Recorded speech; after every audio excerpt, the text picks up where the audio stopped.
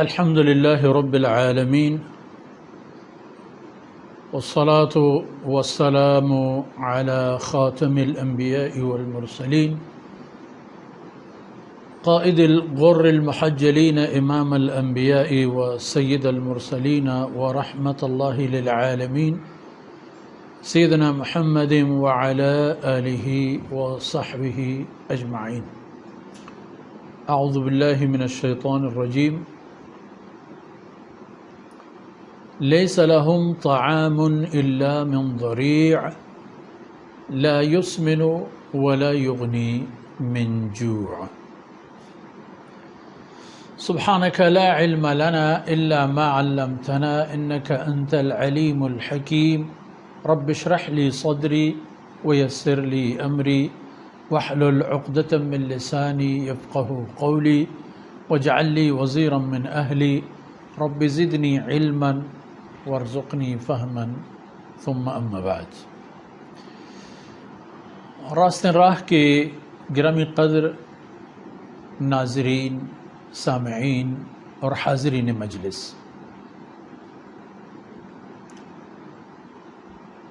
سورہ غاشیہ کی وہ آیتیں جو قیامت کے دن کے اس منظر کی عکاسی کرتی ہیں کہ جن میں مجرمین کے ساتھ سلوک ہوگا، اور ان کے ساتھ جو سلوک ہوگا وہ ان کے اعمال کی بدولت اور سبب ہوگا.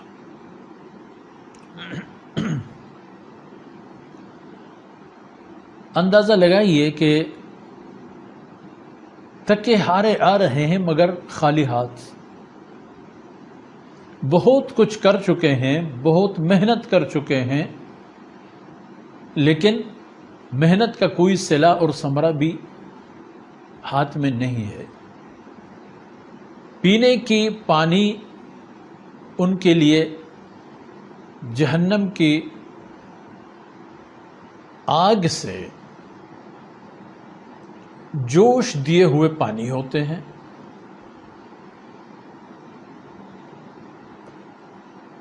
اور بات یہاں پر نہیں رکتی. لیس لہم طعام الا من ضریع، ان کے لیے جو خوراک مہیا ہوگا وہ ہوگا ضریع. یہ ایک قسم کی جڑی بوٹی ہے، زمین کی بالکل یعنی سطح پر، اوپری حصے پر یہ اگ جاتی ہے. اور اس کی دو حالت ہوتی ہیں. ایک حالت اس وقت جب یہ ہری بری قسم کی ایک گل بوٹی ہوگی، اور دوسری حالت اس کی ہوگی اس وقت جب یہ سوکھ جائے گی اور اس کی ٹہنیاں، اس کے پتے تو اتنے ایسے نہیں ہوتے، زر زر جیسے پتے ہوں گے، بہت حقیر اور معمولی. خوراک ان کو یہی ملے گا، اور یہ خوراک ان لوگوں کے لیے ہوگا جنہوں نے دنیا میں سب کچھ سمیٹ لی اور ہضم کرنے کے لیے معدہ کے سپرد کر دیا. یہ نہیں دیکھا کہ جس چیز کو ہم کھا رہے ہیں، جس چیز کو ہم پی رہے ہیں، اور یہ ہمارے جسم اور جان کا حصہ ہونے جا رہا ہے، اب اس کی حلت و حرمت بھی ہو، جائز و ناجائز بھی ہو، اس کا انہوں نے کبھی خیال نہیں رکھا. کھانا مل جائے بس، جہاں سے جیسے مل جائے، ان کا اس سے کوئی واسطہ نہیں ہوتا تھا. اب یہاں عالم یہ ہوگا کہ ان کے لیے زرع کا خوراک مہیا کیا جائے گا. اور یہ ایک ایسی درخت اور جڑی بوٹی ہے جس کو حیوانات بھی رغبت سے نہیں کھاتے، مگر یہ کہ کسی قحط سالی کے موسم میں کوئی متبادل خوراک نہ ملے کسی حیوان اور جانور کو، اور وہ اسے مل جائے اور اسے کھا جائے، یہ ممکن ہے. لیکن باقاعدہ کسی شوق اور جذبے کے ساتھ حیوانات کا بھی ایک احساس ہے کہ کون سے درخت پر جائیں اور اس کی کون سی ٹہنی لے کر چھبائیں اور توڑ دیں اور کھائیں. ایسی صورت میں اس کو حیوانات بھی استعمال نہیں کریں گے. لیکن جہنمیوں کے لیے فرمایا لیس لہم طعام الا من ضریع، ان کے لیے کوئی اور خوراک ہی نہیں ہوگا. ان کی معقولات یعنی ان کے کھانے پینے کی جتنی بھی چیزیں ہیں وہ ذریع ہیں، اور وہی پانی جو تسقى من عین آنیہ، ان کی یہی حالت ہوگی. اور مسئلہ یہاں سے پیدا ہوتا ہے میرے عزیز بھائیوں بہنوں اور بچوں کہ ہم زندگی کے مقاصد کس حد تک سمجھ بیٹھتے ہیں. اگر ہم میں سے کوئی یہی سمجھتا ہے کہ وہ دنیا میں آیا ہے ہی کھانے پینے کے لیے، موجیں اڑانے کے لیے، دل میں آنے والی ہر بات پر دل کی بات ماننے کے لیے، اور جن کا تصور یہ ہو کہ ہر وہ چیز جو آپ کے پہنچ میں ہو وہ حلال، اور جو آپ کے پہنچ اور اختیار اور طاقت سے باہر ہو وہ حرام، جن کی یہ طاقت ہو یہ ان لوگوں کا خوراک ہوگا. اور حالانکہ یہ وہی ہوں گے عاملہ، بہت مشقتیں اٹھانے والے، کارخانے لگائے بیٹھے تھے امریکہ سے آسٹریلیا تک. ان کی امپورٹ ایکسپورٹ ہوا کرتے تھے دنیا کے تمام ممالک میں. کبھی کسی ملک کا سفر، کبھی کسی ملک کا سفر، کبھی رات کی 12 بجے مسافر تھے تو کبھی صبح سویرے مسافر تھے.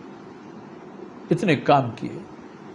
لیکن آج عالم یہ ہے کہ پانی جو مل جائے گا من عین آنیہ سے ہوں گے، اور کھانا جو مل جائے گا لیس لہم طعام الا من ضریع. اب کیا ہوگا؟ مجبور ہیں، ان کو کھانا پڑے گا، کیونکہ متبادل کوئی چیز اور کوئی ذریعہ نہیں ہے.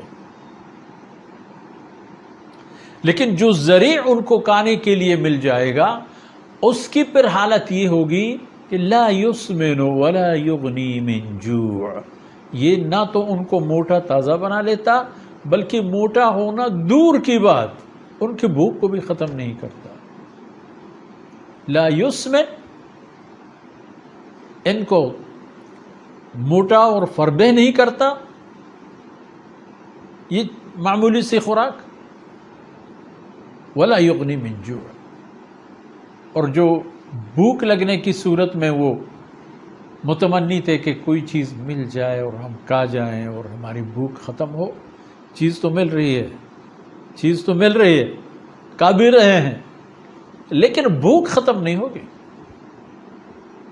دراصل میرے عزیز بھائیوں، میں نے عرض کیا معاملہ یہاں سے بگڑ جاتا ہے کہ یہاں ہم مقاصد کے پیچھے نہیں پڑتے، ہم ترجیحات تبدیل کر لیتے ہیں. ہم یہی سمجھتے ہیں کہ عیش و عشرت کے لیے ہم پیدا کیے گئے، اور دنیا کی جتنے بھی وسائل ہیں وہ ہمیں دے دیے گئے ہیں تاکہ ہم یہاں خرمستی کریں. جبکہ حقیقت یہ ہے کہ اللہ رب العزت نے آخرت دی ہے، اور یہ دنیا اس کو حاصل کرنے کا سرمایہ ہے. کتنی آسانی کے ساتھ جو مال اللہ رب العزت نے دے دیے ہیں، وقت اللہ رب العزت نے دے دیا ہے، جان اللہ رب العزت نے دے دیا ہے، ان کو آسانی کے ساتھ اخلاص اور تقوی کی بنیاد پر اللہ کی رضا والے رستوں میں لگا دو، کام بن جائے گا. مگر یہ بات ہے کہ جب یہاں یہ کام نہیں کرتے تو جو کچھ کیا، محنت کیے، مال کمائے، جائیداد بنا لی، دنیا تک بھی اپنے دائرہ کاروبار وسیع کر گیا، لیکن نتیجہ کیا نکلا؟ خالی ہاتھ یہاں سے چلے گئے اور وہاں بھی خالی ہاتھ رہو گے. میرے عزیز بھائیوں اور دوستو، وہ ہم میں سے ہر ایک کی یہی حالت ہوگی. اگر برے اعمال ہیں، غلط اعمال ہیں، غلط استعمال شدہ اختیارات ہیں تو وہاں سزا ملے گا. دراصل جہنم سزا ہے زندگی کی نہیں، زندگی کی لمحات کو اور وسائل کو اور اسباب کو جو اللہ نے نعمتیں دی ہیں، ان نعمتوں کو غلط استعمال کرنے کی۔ تو اس لیے سوچنے اور سمجھنے کی بات ہے، اور سوچ سمجھ کر شعوری طور پر یہ کہ یہ دنیا کی زندگی کے لمحات معمولی چیزیں نہیں ہیں، یہ بہت قیمتی چیزیں ہیں، ان کو بھرپور انداز میں انجوائے کیجئے اللہ کی بندگی میں، اللہ کی اطاعت میں، اللہ رب العزت کے فرمان اور فرمودات اور احکامات کے سائے میں زندگی گزارنے کے لیے، اور جناب رسول اللہ صلی اللہ علیہ وسلم کی اقتداء میں اور آپ کی سنت اور شریعت کے مطابق زندگی گزارنے میں۔ آج کی نشست یہاں پر مکمل ہو جاتی ہے، اور اللہ نے چاہا تو اگلی نشستوں میں بھی ہم یہی آپ کی خدمت میں عرض کرتے رہیں گے۔ اللہ رب العزت ہم سے راضی ہو، کوتاہیوں سے درگزر فرمائے، اللہ رب العزت ہم سب کی دین و دنیا کا بھلا فرمائے۔ وصلی اللہ علی نبینا محمد وعلی آلہ وصحبہ اجمعین۔